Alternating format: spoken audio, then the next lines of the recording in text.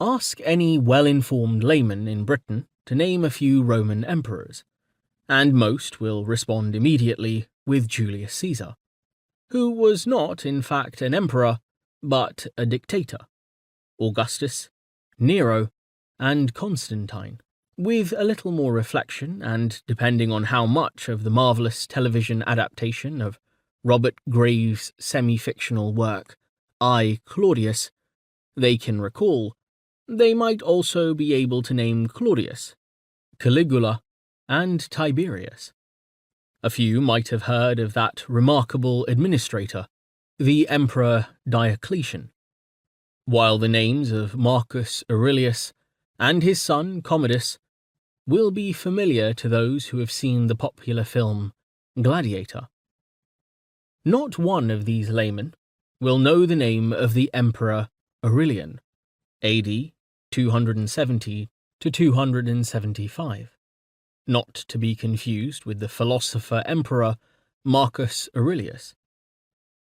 Yet if it had not been for the actions of this one man, often acclaimed justly by modern historians of ancient Rome as a superman, the Roman Empire would probably have split asunder by the end of the 3rd century AD, leaving a very different heritage from that which so shapes our lives today, the Christian Roman European culture that has for so long held sway.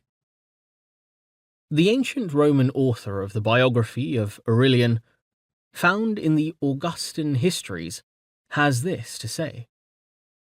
When we had come to the Temple of the Sun, consecrated by the Emperor Aurelian, he, the prefect of the city of Rome, asked me who had written up the life of that man. When I replied none was known by me in Latin, but some in Greek, the revered man poured out the anguish of his groan through these words. Therefore, Thersites, Sinon, and other such monsters of antiquity, both we know well, and of whom posterity will speak, shall the divine Aurelian, most illustrious emperor, most stern general, through whom the whole world is restored to the Roman name, not be known to our descendants. May God avert this madness.